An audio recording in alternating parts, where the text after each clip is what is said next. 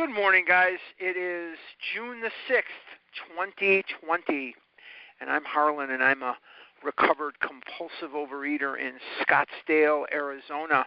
And the subject of what we're going to be discussing this morning is one of the most exciting subjects in OA, in any 12-step environment, and it is on page 17. There is a solution. Now, before we do anything, we're going to look very closely at the title of this chapter. There is a solution. Now, we have to remember that we are living in June of 2020. So for us, there are many, many 12-step programs, and there are treatment centers, and there's all manner of situations where a human being can get some relief from their addiction.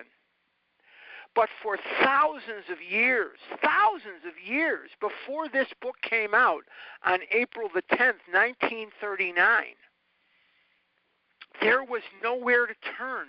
They had the Towns Hospital in New York, and they had Bellevue Hospital in New York, and there were certain drying out hospitals across the country, but none of those hospitals offered anything in the way of recovery because they didn't know. They didn't have a clue. And we've talked about the Oxford group. But most drunks, most addicts, they didn't know anything about the Oxford group. They didn't know anything about anything. They just knew they were drunk, and they knew they wanted their next drink. They wanted their next fix. So to them, there was no solution. And for thousands of years, shysters, crooks, con people, and all kinds of people would sell snake oil and all this other garbage, and if you rubbed it on yourself or you drank it or you took it, you wouldn't drink anymore. And of course, what do we know? It was all baloney. It was all garbage. None of it worked. None of it worked. And there was nobody to point to where you could say, yes, this guy recovered from his alcoholism. Notice I didn't say cured. I said recovered from. And the guys that were selling these things would always tell you lies and stories about people in other towns, which were very difficult to get to at that time. They would tell you stories about how they sobered up this guy and sobered up that guy. All you have to do is plunk down $2 and you get a bottle of this stuff, and by drinking this, it'll it'll cure your alcoholism. And what do we know? What are the three properties of alcoholism? What are the three properties of any addiction? It's permanent, it's progressive, and it's fatal. Permanent, progressive, and fatal. If I stop working the steps, I'll be back at Kentucky Fried Chicken. I'll be back at the convenience store in a very short period of time. And once that avalanche starts, once that landslide starts, and that physical allergy is triggered, then it would be death within a very short period of time. I don't know if I have another recovery in me, but I do know this. I don't have another relapse in me. I'm 66 years old. My heart, my gallbladder, my liver, they've had it in terms of the onslaught of the damage that this disease can cause. I don't know that. Now, let's look at this sentence. Let's look at the title of this chapter in a little bit of a different way, and let's put the accent on a different word. There is a solution. Now, there is much debate in OA about how many ways there is to recover. And there is even a line in the big book of Alcoholics Anonymous that says, we have no monopoly on God. I'm going to talk about me. I'm not going to talk about you. I'm not going to talk about anyone here today except me. This is what I'm going to say about me. For me, Harlan G. of Scottsdale, Arizona, There is one way for me to recover. Maybe you have a different way. I'm not judging your way. I'm not saying your way is wrong. I'm saying it probably would be dangerous for me to try it. There is a solution. And what is that solution? That solution is the 12 steps of Alcoholics Anonymous as worked out of this big book. And what step is chapter 2? Chapter 2 is another one of the steps, another one of the chapters, where we're still working step 1. Step 1 is the doctor's opinion, Bill's story. Chapter 2, there is a solution. And chapter 3, more about alcoholism. Those are all the chapters that are dedicated completely to step number 1. So there is a solution. So there is a solution, very promising. There is a solution, very promising, that I have no choices to make. See, if you give me choices, I'm going to start thinking. And once I start thinking, I'm dead. I'm dead. One of the worst things you can get me to start doing is thinking. It has to be straightforward for me. It has to be very, very simple for me. And when I sponsor, I see lots of people thinking, and thinking for me is not good. And when I say thinking, I don't mean you don't use your brain for certain things. I'm not saying that. But what I'm saying is when it comes to recovery for me, I'm not talking about you, talking about me. If it's really complicated, really tough, or if I have to really think about it, I'm probably doing it wrong. This is a very simple kind of downhill program. When I say downhill, what I mean is it's really much simpler than most people want to make it. In our zeal to make it more effective, we start adding and subtracting and changing. And if it's not verifiable in the big book as it's written, then I better be very, very careful, because I'm probably treading into water that is shark-infested and Twinkie-infested water. I have to stay to the simple, stay to the basic, stay to the downhill journey that is recovery. Let's look at page 17. There is a solution. Simply says, we of Alcoholics Anonymous know thousands of men and women who were once just as hopeless as Bill. Nearly all have recovered. They have solved the drink problem. Now, this is obviously a little hype here, because there weren't thousands that they knew at that time. There weren't even 100, but Bill was a little bit of a huckster too. He was a salesman too, and he wanted the book to sell. So he put in thousands. Now it would be millions, obviously. So his exaggeration was only temporary. Now it would be millions if we rewrote the book today. There's not only millions of people, there's millions of groups.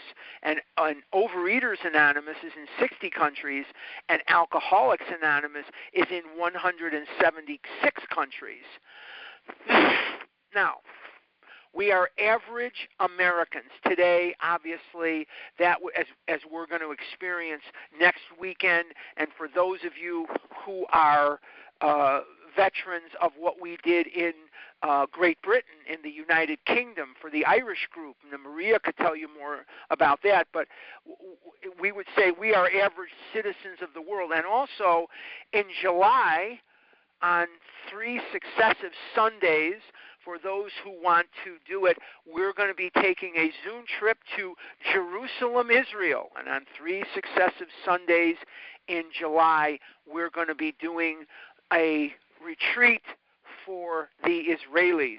So we would definitely say these are things that have affected everybody in the world. We are average Americans. All sections of this country and many of its occupations are represented, as well as many political, economic, social, and religious backgrounds. We are people who normally would not mix.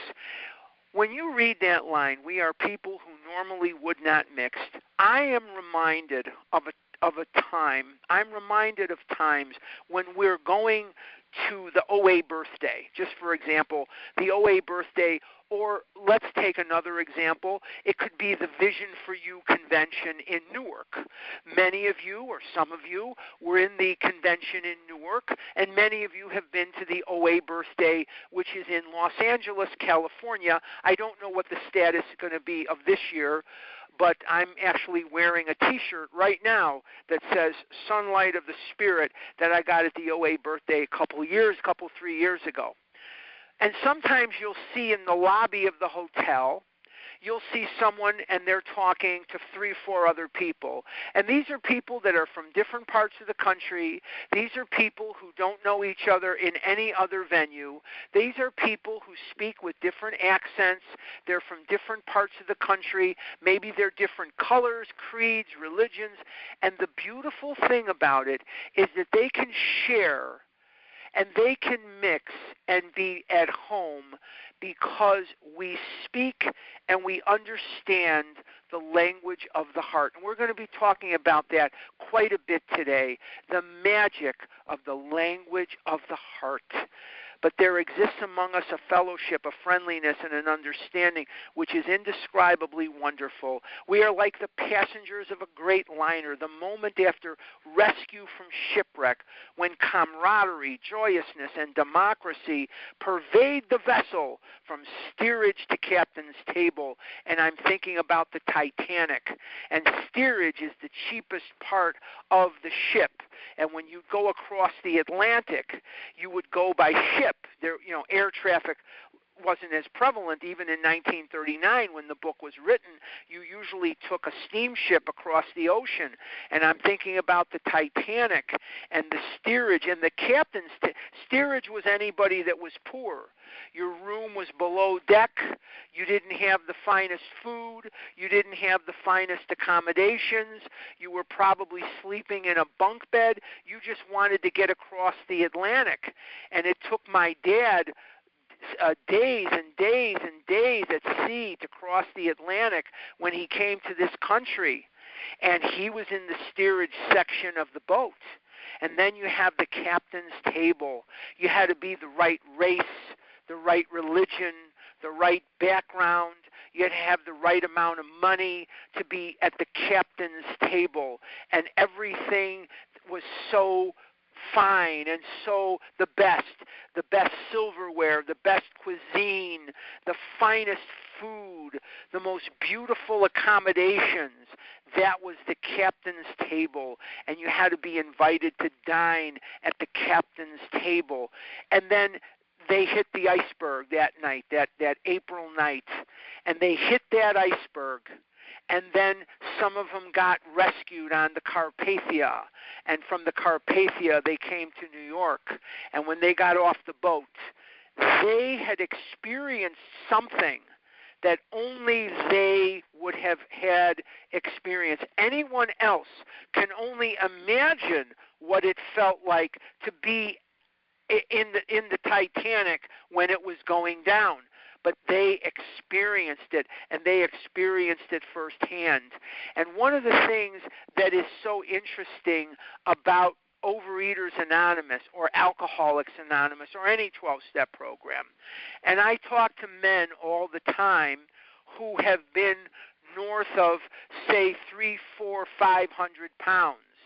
And I tell them about different experiences that I've had where I couldn't get out of a chair and I couldn't sit comfortably, I couldn't stand comfortably, I couldn't walk. And I would tell them about different experiences that I've had because my body was so disformed from the disease, from the weight, and how my stomach would hang down, and I couldn't get in a car and I couldn't get out of a car, and I had no hope, and I wanted to die, and all I could do was eat. And there are other experiences that I can relate to them, and they to me, and their eyes fly open. Even if they're on the phone, I can hear their breathing changing. I can hear their respiration changing, because never before in their life have they ever spoken to somebody who could relate to any of this And when you are above a certain weight, you believe that these things are not spoken of because no one's going to understand. And what I also found out, and this is even more profound, you don't have to be 400 or 500 pounds for that to be true. There are things that anorexics go through. There are things that exercise bulimics go through, and laxative bulimics go through, and restrictors go through, that you believe if you are one of those things. Because, see, not everything is the compulsive overeating side. I had the compulsive overeating side. Excuse me. I'm just going to grab this. Hang on one second. Okay. I can't get through much of this without water, so before I begin this, I always have 2 liters of the coldest water this side of Lake Michigan right here. But anyway, there are things that the anorexic goes through or the bulimic goes through that you start to believe are secret unto you. And part of this disease is to keep these things inside of us and not discuss them with anybody because we don't run into people that would understand. Let's keep going. Unlike the feelings of the ship's passengers, however, our joy in escape from disaster does not subside as we go our individual ways. The feeling we have of having shared in a common peril is one element in the powerful cement which binds us, but that in itself would never have held us together as we are now joined. These things are secrets because we feel like no one's going to understand. Many of us, and I'm not knocking therapy, I'm not knocking psychiatry, I'm not knocking psychology, I'm not knocking it. But most of the time, unless these practitioners are addicts themselves in recovery, they themselves don't relate to it. So you begin to have a secret life. And the life that I had was the life of Harlan, the guy that that was emasculated physically and emasculated mentally. I started having the life of a guy who had to shove towels underneath his hanging stomach to prevent the skin from rubbing together. I started being the guy who constantly peed in his pants and constantly pooped in his pants because I couldn't control myself because of the massive amounts of foods that I was consuming on a daily basis. I was incontinent. And I smelled horribly, and I was dirty, and I didn't take care of myself. I didn't have any hygiene.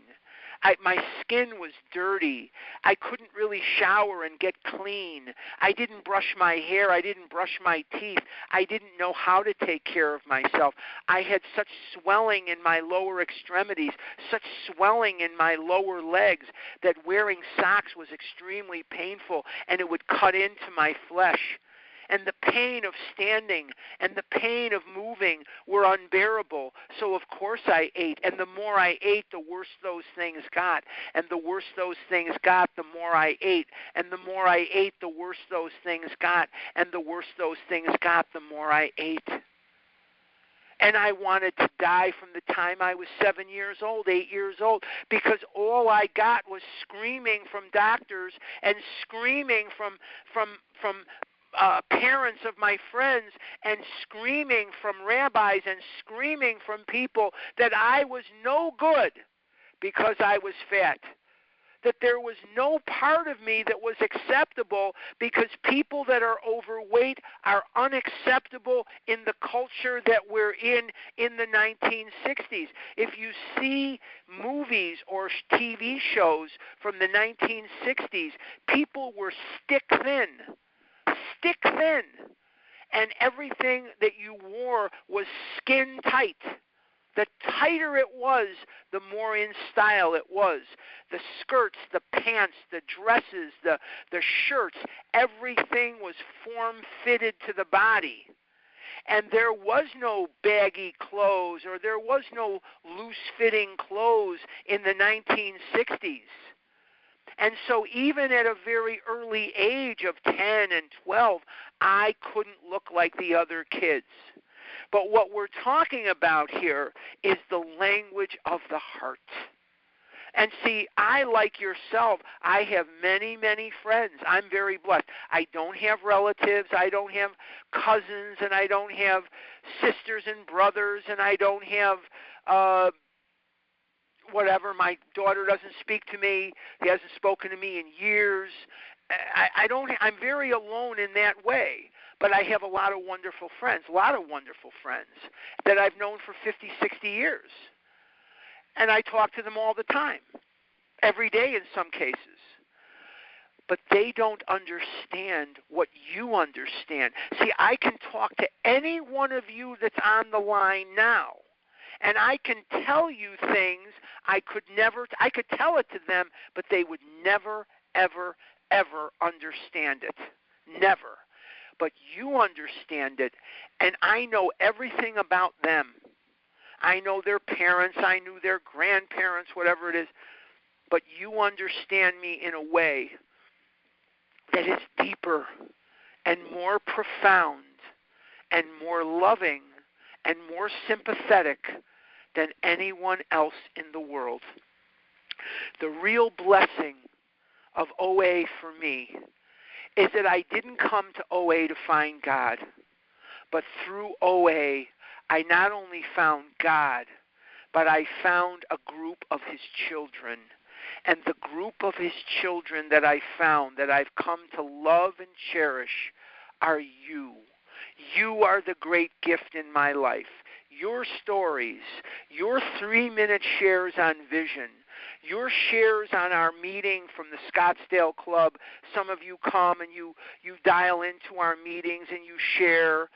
You are the ones that gave me the hope. You are the ones that whispered on that last ember of my heart, and it burst into flames, and I went from a boy who wanted to die to a boy who wanted to live, even though I knew it would be years and years and years before I could be in anything like a body. I knew it would be, I had to lose 200 pounds to be a 500-pound person. I had to lose 300 pounds to be a 400 person. Are you listening to these numbers I'm throwing out? And I had to lose 400 pounds just to be a 300-pound person. And along the way, I still got abuse, and I still got rejection, even in the rooms of OA, even in the fellowship. There were people who said horrible, ugly things to me. I remember once at Swedish Covenant Hospital, there was a woman, she asked me in a very nice way, could you not sit next to me? She says, because if you have a heart attack, I'm afraid you're going to fall on me, and if you fall on me, you're going to break my leg. She said it very nicely, but it was one of the ugliest things anybody ever said to me, and that was in OA. And there were other instances too. But what I have here is a group of people more loving and more understanding, not because your character supersedes the character of other people, but because you've been through hell in a handbasket, and you have not only known what it is to live in hell, you have known what it is to escape from hell because of the 12 steps of Overeaters Anonymous. You have been to hell and back in a handbasket, and that is a gift that keeps on helping other people, and that is the language of the heart. We're going to be talking more about fellowship in the weeks to come. The tremendous fact for every one of us, I'm at the bottom of 17, last paragraph, is that we have discovered a common solution. We have a way out on which we can absolutely agree and upon which we can join in brotherly and harmonious action. Notice it doesn't say brotherly and harmonious love.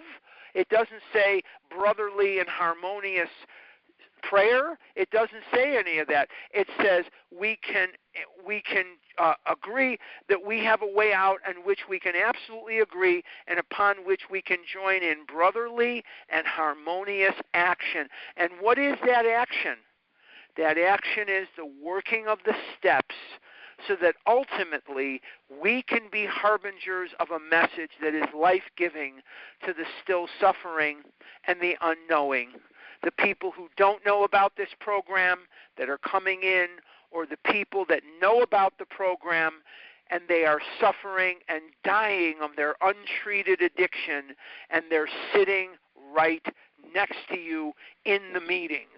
They're dying of their untreated addiction, and some of them have been in these rooms for years and years and years and years.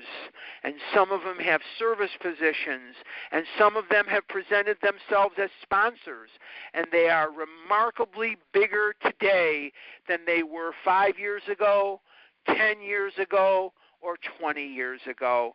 And we have them sitting right there, and we have got to understand that this action that they're talking about is to carry the message. St. Francis of Assisi said, see, I'm a Jewish boy from the north side of Chicago, and I love St. Francis of Assisi, who's a Jesuit priest. Isn't that funny?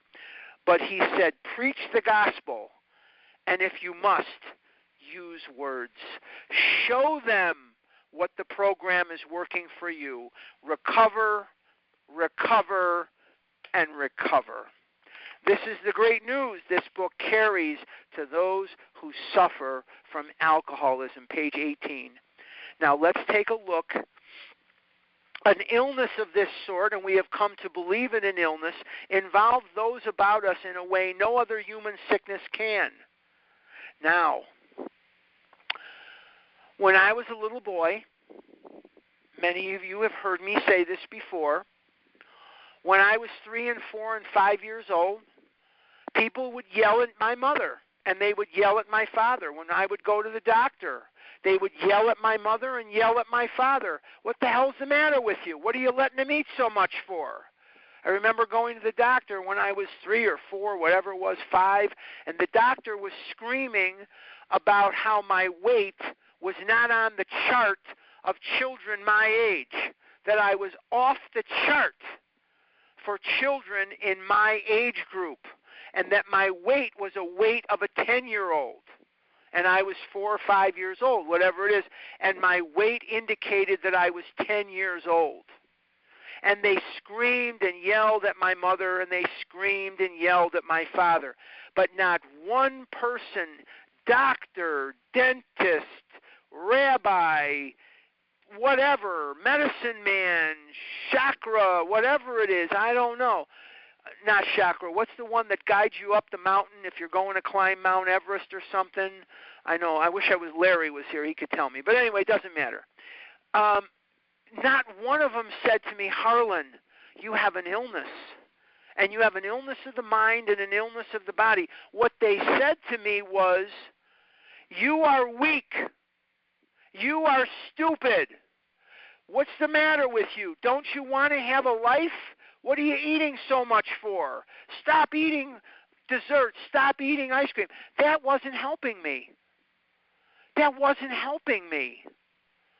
You can't scream at me and tell me to stop eating ice cream, and I'm 4 years old, and now I'm going to stop eating ice cream. All it made me want to do was eat more ice cream because my mind was looking for a way to negate the pain. And what I learned to do at a very early age, and I bet I'm not the only one on the phone that knows this, I just checked out emotionally. I wasn't in my body anymore. I knew that I could just wait you out. And eventually you'd get tired of screaming at me.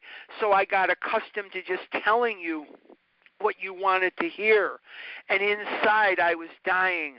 And I kept getting this message over and over and over again that me, my mother, and my father are unacceptable the way we are. That there is nothing valid about us, there's nothing valuable to us because they are weak and stupid for letting me eat this way. I am weak and stupid because I eat this way. And if I had any willpower or character at all, I would stop eating Butterfinger bars. I would stop being so interested in food.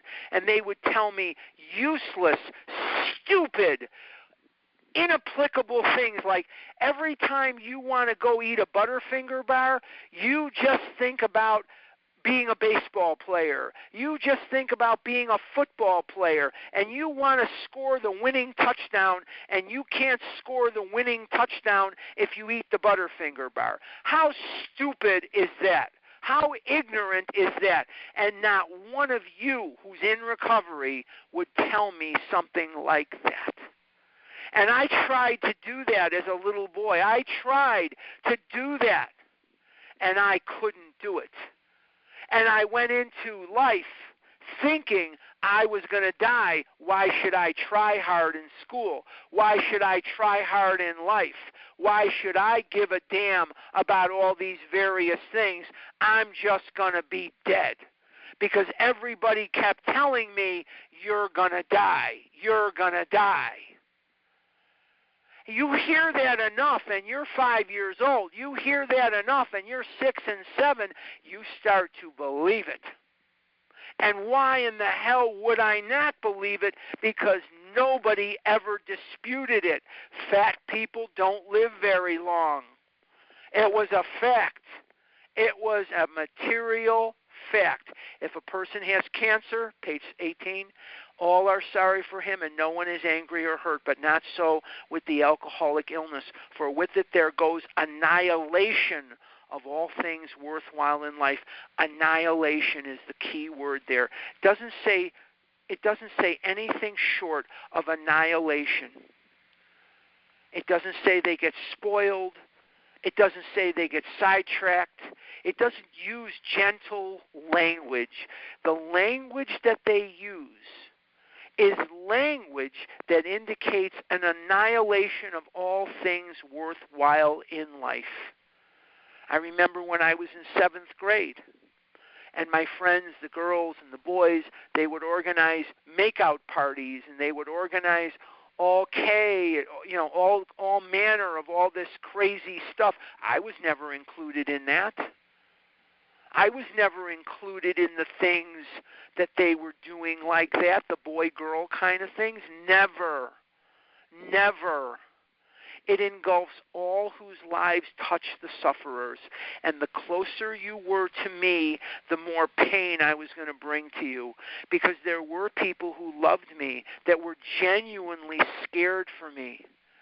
They were genuinely scared that I was going to die and that I couldn't do the things that other kids could do, and it made them feel bad. In other situations, I would lie to you, and I would take your money, and I would write bad checks to you, and I would hurt you, and I would manipulate you because I am a very sick person. I am a very, very sick person. And the closer you were to me, if your life touched me, you were going to suffer pain as the result of it. Financial insecurity was the tip of the iceberg for me. I was always working on some form of commission. I remember when I was a vendor at the ballpark. Wasn't anywhere close to my top weight yet, but I was still 300-400 pounds. And these guys would be doing 20, 25 cases of beer in a night game, and I'd be doing 7 because I couldn't move. I couldn't walk, and I was too interested in the food. And that would carry through for the rest of my life. I was much more interested in eating Twinkies, eating cookies, things like that, than I was in anything like making money. Disgusted friends. There were people who were disgusted by me. There were people who were disgusted by me because I broke their furniture. I broke their car interior. I didn't look very good in their wedding picture. I was always the fattest guy in the environment. They were disgusted with me, and employers. And I had a couple of employers tell me right to my face, if you weren't so morbidly obese, we would put you in management, but we can't do that. You look horrible. Not once did that happen to me. It happened twice. Warped lives of blameless children. Now, I don't think my daughter doesn't speak. I don't think she has a fragmented relationship with me because of this disease. I think she has a fragmented relationship with me for other reasons which I don't know, and I don't think she knows either. Sad wives and parents. My parents fought like cats and dogs. They fought like cats and dogs, but there was one time when they would stop fighting. There was one time when they would work together as a team, and that was to try to bring my eating under some modicum of control. They were both scared. They loved me very, very much, and they just didn't know what to do. They just didn't know what to do. But when it came to what are we going to do about Harlan and his eating, they were a team. Of course, nothing they did ever worked. Anyone can increase the list. We hope this volume will inform and comfort those who are or who may be affected. There are many. Very important to remember that this volume, this book, is going to give me comfort. It's going to give me hope. Remember we talked about in Bill's story, I saw, I felt, I believed. What did he see? He saw a man who he knew to be an alcoholic, sober and happy in his release. What did he feel? He felt hope for the first time in his adult life. What did he believe? He believed that if he did what Ebby was doing, he too could get sober and stay that way. I saw, I felt, I believed. I saw somebody who had recovery. I felt hope, and I believed that there was reason that I could celebrate recovery too. Highly competent psychiatrists, middle of 18, who have dealt with us have found it sometimes impossible to persuade an alcoholic to discuss his situation without reserve. Now, why would we tell anybody like a psychiatrist or a therapist or a doctor or a clergyman or a friend or anyone anything like the truth? Because what you find, is you find over time that is a waste, that they just don't get it. Even today, there are times when I will forget to take off my recovery hat. And I will start telling somebody outside these rooms, somebody will say, so-and-so went on a diet. And I'll say, well, I hope he's successful, but we've seen this 100 times. He's got to get into recovery. And they'll say, no, you don't get it. This time he joined a gym, and this time he's going to the weight loss center, and he's really serious this time. And you don't explain anything to them because you know the person they're talking about is an untreated compulsive overeater, and that this is just another one of these vain attempts. You just don't want to get into it with them because it's an absolute waste of time. But with you, we understand. We totally get it. Strangely enough, wives, parents, and intimate friends usually find us even more unapproachable than do the psychiatrist and the doctor, because you don't want to load the gun. You don't want to sit and have a discussion with these people because you know damn well they don't get it, and they never will. They never will get it.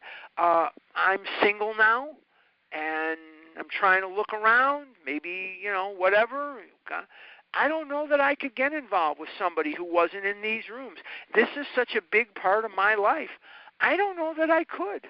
How do you explain the biggest part of your life to somebody who you're going to be that close to, and that you know that as much as they try, they're not going to get it? I don't know how one does that. I really don't. I don't get it. I don't know how a person shares a life with somebody who's not in these rooms. Maybe that'll be my fate. Maybe it won't. I couldn't tell you. I don't know. But let's listen to the next paragraph. It must be pretty important because it's in italics. But the ex-problem drinker who has found this solution, who is properly armed with facts about himself, can generally win the entire confidence of another alcoholic in a few hours. Until such an understanding is reached, little or nothing can be accomplished.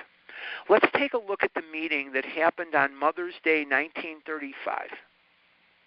And let's take a look at the Cyberling Gatehouse at 5 p.m., May 13th, 1935.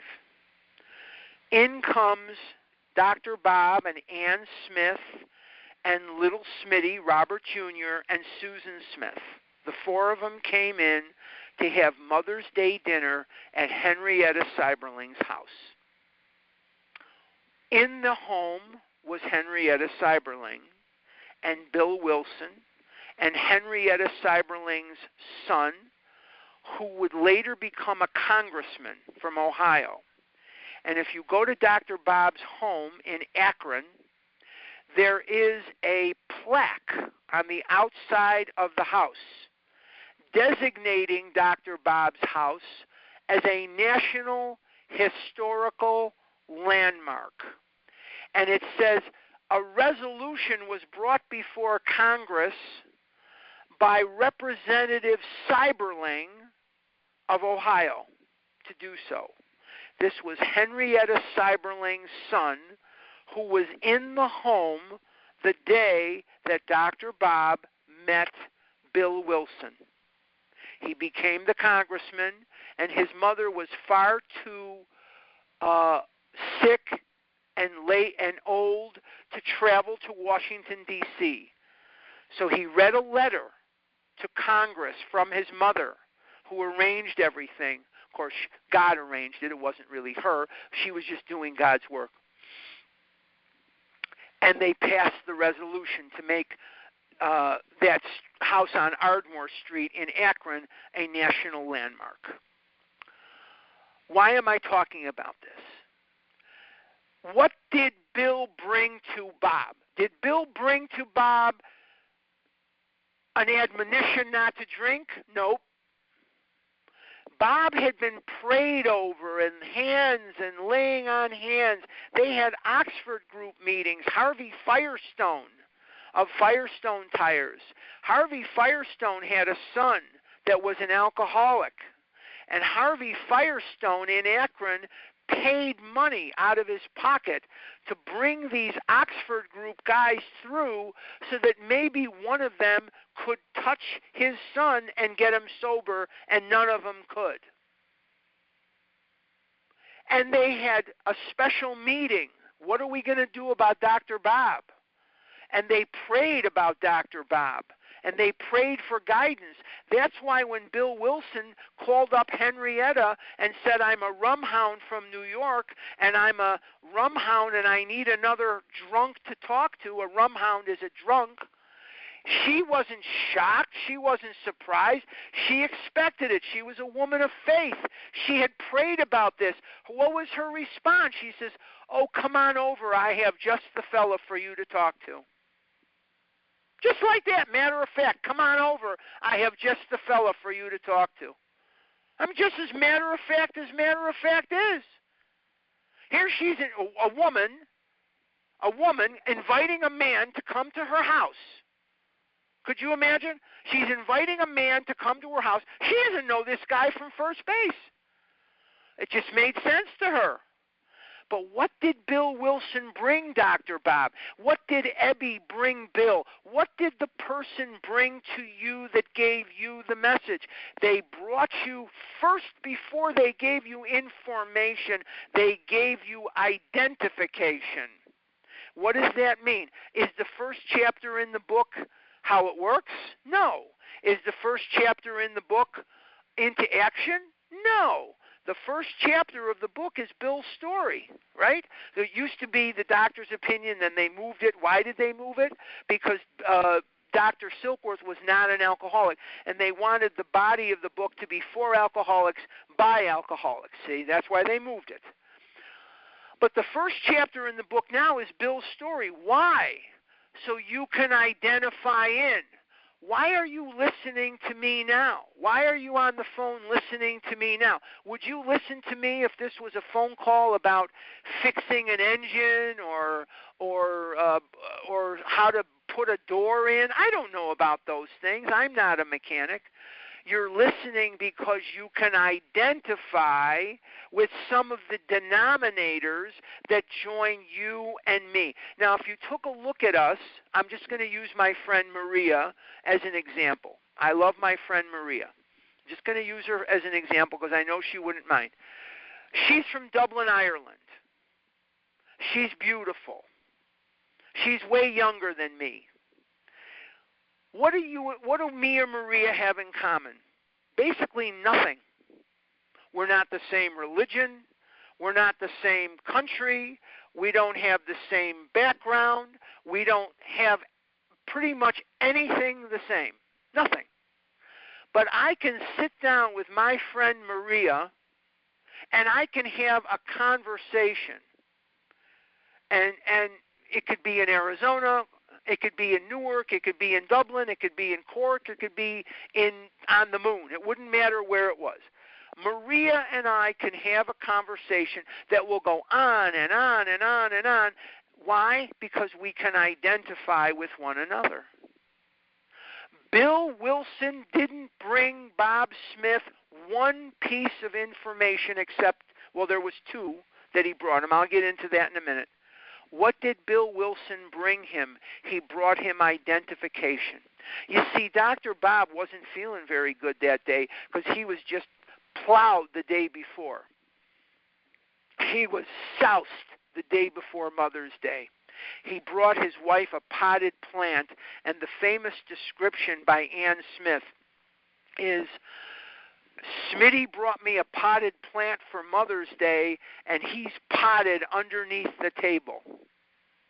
And he peed in his pants, and he laid there on the floor underneath the table and slept it off. Bob Smith had heard it all. But what did Bill Wilson bring? He said to his family, going to give this guy 15 minutes. He was feeling pretty thirsty that day because he had just been drunk the day before. So you know if you're an alcoholic, he wasn't feeling very good, was he? They were up there for 5 hours. And they were so bonded after 5 hours that Bill Wilson was able to check out of the Mayflower and move into the Smith home. What did he bring him? He brought him information. Oh, I told you there were two pieces of information. Even though Dr. Smith was a doctor, he didn't know about the twist of the mind, nor did he know about the physical allergy. It made sense to him once Bill told him. It made perfect sense to him as a physician that what Bill was telling him was true, was absolutely true. But he didn't know that.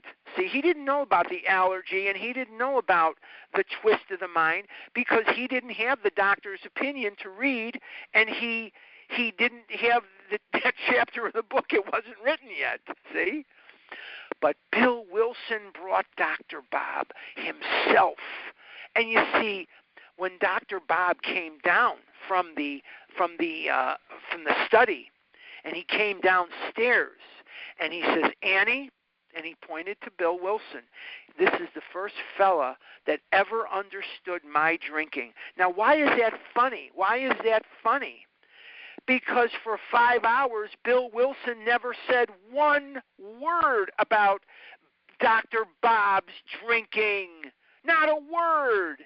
He only talked about his drinking, his meaning Bill Wilson's drinking. And there are things that when you're eating or you're starving yourself, I have a friend of mine, and she lives in California, and she's wonderful, and she's had some health challenges lately that are frightening for us who love her. They're health challenges that are serious health challenges, and we're concerned. We're very concerned. But she can see things and hear things that only the anorexic can hear and see and smell. I can't hear them and see them and smell them because I'm not anorexic. But she's an anorexic.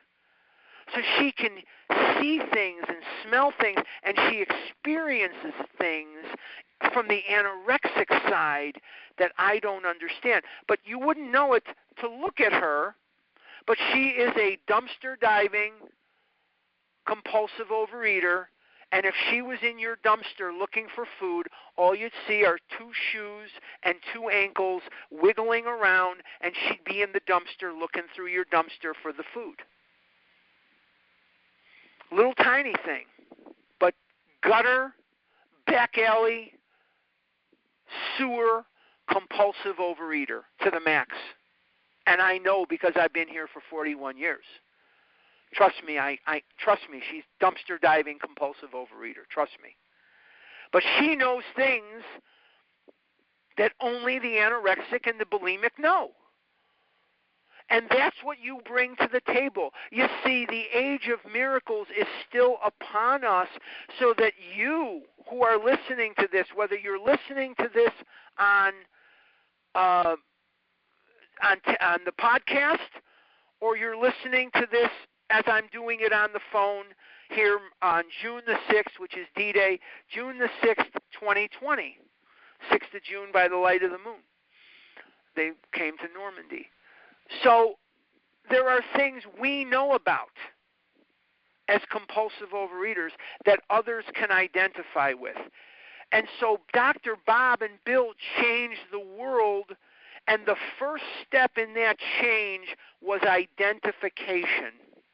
Identification, one to the other. And always remember that before anyone is going to care about what you know, they must know that you care. Before anyone is going to care what you know, they must know that you care. And you care by displaying that empathy, and you identify one to the other. One to the other. That's why it says in chapter 7, they share about themselves, you share about yourself, but you go first. You go first. You go first. You share about yourself. Now, does that mean it's important for you to know that in 1972 I went to Mather High School in Chicago, and in 1976 I graduated, or 77 I think, I graduated Roosevelt University in Chicago? You probably couldn't care less about that. You probably that's probably information that you'll forget right away because it's not meaningful to you. You don't care about that stuff. Here's what you care about. I might have eaten the way you ate, and I might have thought the way you think, and I might have lived the way you lived. And maybe, just maybe, there is somebody out there that you can help, but you won't know until you try. And maybe there's more than one person that you can help. The reason we're going very slow is because this is a chapter that is too overlooked and too written off and too ignored. And we're going to look at this chapter as best we can, but I'm telling you we're going to go slow. Let's continue, though, for today. Page 18, the bottom. That the man who is making the approach has had the same difficulty, identification. That he obviously knows what he's talking about, identification. That his whole deportment shouts at the new prospect that he is a man with a real answer, identification. That he has no attitude of holier than thou, identification. Nothing whatever except a sincere desire to be helpful, identification. That there are no fees to pay, no axes to grind, no people to please, no lectures to be endured. These are the conditions which we have found most effective. And after such an approach, many take up their beds and walk again. You are God's miracle, but in order to keep it, you must pass it on. You must pass it on. There is nothing for you in keeping it to yourself because you will not be able to keep it to yourself. You must give the entire product away. If you don't give the entire product away, you cannot keep any of it. There is nothing in the way of keeping it to yourself that is going to work. Some of you may be scared to sponsor, and as our friend in New Jersey says, I'd be scared not to. This is a 12-step program. Now, I'm not saying you should be sponsored if you're not in recovery. No, obviously not. Or if you're just getting started. No, absolutely not. Of course not. But if you've worked through the steps, now it's time for you to start sponsoring. If you've had a spiritual awakening. None of us makes a sole vocation of this work, nor do we think its effectiveness would be increased if we did. We feel that elimination of our drinking is but a beginning. Let's take that line, and we're going to come back to it. Just keep that to the side. A much more important demonstration of our principles lies before us in our respective homes, occupations, and affairs. All of us spend much of our spare time in the sort of effort which we are going to describe. A few are fortunate enough to be so situated that they can give nearly all their time to the work. Now, you hear this a lot in OA. You hear abstinence is the most important thing in my life without exception. I'm not saying abstinence is not important. I'm not saying abstinence isn't vital to your survival. I'm not saying that. But abstinence is not alone in and of itself the goal. Abstinence in and of itself cannot be the end destination. If it is, you're screwed. Because what is it saying? That a much more important demonstration of our steps, that's the principles, lies before us in our respective homes, occupations, and affairs. What is he saying there? That you will practice these principles in all of our affairs. Let's go back to page 14.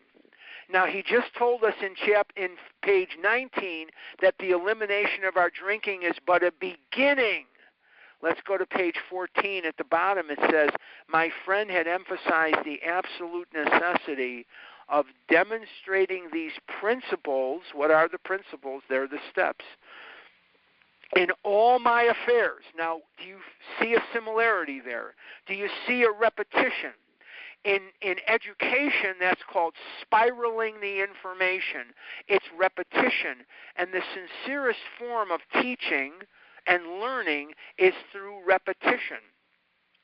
So he says, my friend had emphasized the absolute necessity of demonstrating these principles in all my affairs. Particularly was it imperative to work with others as he had worked with me. Faith without works was dead, he said, and how appallingly true for the alcoholic. For if an alcoholic failed to perfect and enlarge his spiritual life through work and self-sacrifice for others, he could not survive the certain trials and low spots ahead. If he did not work, he would surely drink again. If he drank, he would surely die. Then faith would be dead indeed. With us, it is just like that. Go back to page 19. That paragraph in Bill's story is a paragraph we're going to be going back to all the time, because what it's doing is it's reminding me that abstinence alone cannot be the most important thing in my life without exception. The most important thing in my life without exception has to be to pass this information incessantly to others. Because the only way I'm going to retain this information is through constant repetition and teaching it to others. I do not learn this program as a student as much as I learn it as a teacher. That doesn't make any sense, but it's true. It's counterintuitive. The word for that is it's counterintuitive. But if I wanted to know something about real estate, I would go to somebody who teaches classes in real estate. If I wanted to know something about dentistry, I would go to a dental professor and I would ask that person about this. That's who I would go to. So we have to know that until we come to a point where we can teach this incessantly to the sick compulsive overeater, we don't have a chance, because the information is going to be forgotten. How many of you could quote me chapter and verse, the calorie count, the nutritional value of everything from zebra meat to aardvark meat? Most of you could do it. Most of you have more knowledge of nutrition than most nutritionists do. Most of you have more knowledge of cooking and food, and you've got volumes and volumes in your home of books on the subject. You have enough information to write one of your own, and yet there you are compulsively overeating. Maybe not now, hopefully, but at times you were. You were compulsively overeating with all that knowledge. Why? Because you weren't helping someone else have a spiritual awakening. And you have a mental blank spot. And the mental blank spot is the built-in forgetter.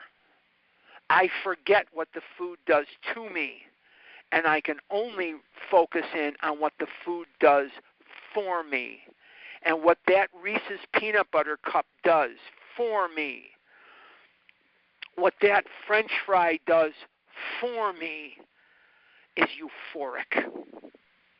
It gives me an instant sense of ease and comfort that nothing else gives me, until one day you gave me a book and you held my hand and you said, it doesn't matter how many times you've relapsed. It doesn't matter how much you've weighed. It doesn't matter that you've written bad checks. It doesn't matter that you've lied when the truth would have served you better. It doesn't matter that you've been a bad person in a lot of ways. It doesn't matter that you were abusive to your mother. It doesn't matter what you look like. What matters is, do you want to recover? And if you do, we'll help you. And some of you didn't judge me, you just loved me. And some of you just welcomed me, and some of you made me feel for the first time in my life that there was hope for somebody like me. And some of you didn't look like me. Some of you looked very, very normal. And some of you were people that when I would sit in these rooms, I would wonder to myself, what in the hell is this person doing here? I know why I'm here. I know why I'm here. I can't understand why this person is here, until you opened up your mouth. And when you opened up your mouth and you started sharing your story with me, now I could understand. Now I could relate. And once I related to you, the bridge was built. The bridge was built. If you can get somebody's head going up and down, or get them laughing, the shortest distance between two people is a straight laugh. If you can get somebody's head going up and down, you've got them. You've got them. Because once they relate to you and you relate to them, the rest of it's downhill. Page 19. If we keep on the way we are going, there is little doubt that much good will result, but the surface of the problem would hardly be scratched. Those of us who live in large cities are overcome by the reflection that close by hundreds are dropping into oblivion every day. Many could recover if they had the opportunity we have enjoyed. How then shall we present that which has been so freely given us? How do we present it? The first three things in how to present it are recover, recover, and recover. We're dealing with step 1 here. We've talked a lot about step 12, but we're dealing with step 1. Don't forget that. This chapter is about step 1, but it relates very closely to step 12. We have concluded to publish an anonymous volume setting forth the problem as we see it. What is the problem? The problem is an allergy of the body and a twist of the mind. We shall bring to task our combined experience and knowledge. This should suggest a useful program for anyone concerned with a drinking problem. If you have suspicion and you're not sure, are you a compulsive overeater? Here is the test. Can you control the amount you eat once you've started? Once you start eating your binge foods, my binge foods, just French fries, anything fried, really. I mean, you could fry up bricks and I would eat them. Anything fried, breaded and fried, ice cream, cookies, chocolate, cake, anything with sugar and fat, frosting, anything like that. When I eat that, it looks at first like maybe I could just have one or two. When I eat the first one, I might eat it like a madman who hasn't eaten for 10 years. When I eat the second one, I'm going to inhale it. When I eat the third one, you're not even going to see it. It's just going to go in there through some kind of osmosis. And on and on and on. And the more of them I eat, the more I want. The more I want, the more I eat, the more I eat, the more I want, and it's just endless. If you relate to that and the mental twist is that part of you that is sending the signal for you to eat the food, even though you know intellectually that the food is killing you. It says in the doctor's opinion, we know that it's injurious, but we cannot after time tell the true from the false. What does that mean? That means that chocolate is in front of you. And you know damn well chocolate has never brought you anything good. Never. But this time you're going to tell yourself it's going to be okay. Just like that proverbial jaywalker. Over and over and over again, he's going to keep trying the same thing over and over and over again. And you keep trying that same experiment of eating and hoping that this time it's going to be different. So if you can't eat because of the allergy, and you can't keep from eating because of the twist of the mind, you are a compulsive overeater. Now, if you don't overeat, ask yourself this. Do you starve yourself?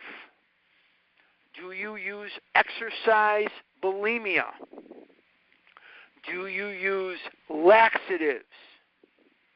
Do you restrict in an unnatural way the food that should be going in your mouth that you need to fuel your life? Do you restrict it as a way of getting a high? My friend in California that I told you about, she gets a high from not eating. I can't relate to that. I can't relate to anybody that gets a high from not eating. All I get from not eating is frustrated and abusive and crazy. When I'm not eating, I'm nuts. I'm half crazy, not half. I'm crazy. I'm absolutely crazy. Of necessity, there will have to be discussion of matters medical, psychiatric, social, and religious. We are aware that these things are, from their very nature, controversial. Nothing would please us so much as to write a book which would contain no basis for contention or argument. We shall do our utmost to achieve that ideal. Most of us sense that real tolerance of other people's shortcomings and viewpoints and a respect for their opinions are attitudes which make us more useful to others. Our very lives as ex-problem drinkers depend upon our constant thought of others and how we may help meet their needs. Again and again and again in this book, we are going to be told that the secret ingredient of a good life is altruism. Altruism, not so secret. Where do we come from? We come from the Oxford group. The Oxford groupers were people that were practicing first century Christianity to the best of their ability. And Frank Buckman, who founded the Oxford groupers in England, he was a Lutheran minister, and he wanted to infuse enthusiasm. There's a good word. Enthusiasm. It comes from two Greek words, entheos, from God. Entheos, from God. Enthusiasm into Christianity. And in China, when he was on a mission, he saw people that had regained their zeal for Christ. And how did they regain their zeal for Christ?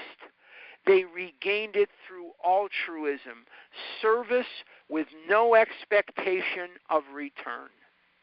And in infusing this enthusiasm, he believed that altruism was a major component to a good, healthy life. And so the Oxford groupers had a heavy influence on our book, on our way of life. And over and over and over again in this book, remember we just read the bottom of 14:15, that faith without works was dead, and how appallingly true, for if an alcoholic failed to perfect and enlarge his spiritual life through service and self-sacrifice for others, he would surely drink again, and if he drank again, he would surely die, then faith would be dead indeed. With us, it is just like that. In other parts of the book, it says helping others is the foundation stone of our recovery. In other parts of the book, it says when all other measures fail, work with another alcoholic will save the day. In another part of the book, it says if you have that imperious urge, meaning sex, if you have that imperious urge, perhaps you should work with another alcoholic instead. In another part of the book, it says our real purpose is to fit ourselves to be of maximum service to God and the people about us. Are you getting the picture? What do I do tonight if all of a sudden I have a very strong urge to go eat Chips Ahoy cookies? Now, I don't have them in the house, but I've got money and there's a grocery store 3 minutes from where I live. What if I have a tremendous urge to go get Chips Ahoy cookies? I better work with somebody. I better get out of myself. I better make an outreach call and be of service. Constant thought of others and how we may help meet their needs. This book is far, far ahead of its time, and it says to us something that is as poignant and as valuable today as it was 1,000 years ago. Less thinking about ourself, more thinking about others in a healthy way. Not in a sick way. What is the difference between a healthy and a sick way? The sick person will say, I'm going to do this for you, but this is how I want you to behave. The sane person, the person who's in recovery, says, I'm going to do this for you, and I don't care. Before we close, if you have a book in front of you, I want you to go to page 570, Appendix 3. Dr. Bauer. Dr. Bauer was in the American Medical Association. Page 570, we're going to close with this. Alcoholics Anonymous are no crusaders, not a temperance society. They know that they must never drink. They help others with similar problems. In this atmosphere, the alcoholic often overcomes his excessive concentration upon himself, learning to depend upon a higher power and absorb himself in his work with other alcoholics. He remains sober day by day. The days add up into weeks, the weeks into months and years. What is he saying here? It is imperative It is absolutely imperative to get out of self. I'm going to stop the recording and unmute you guys.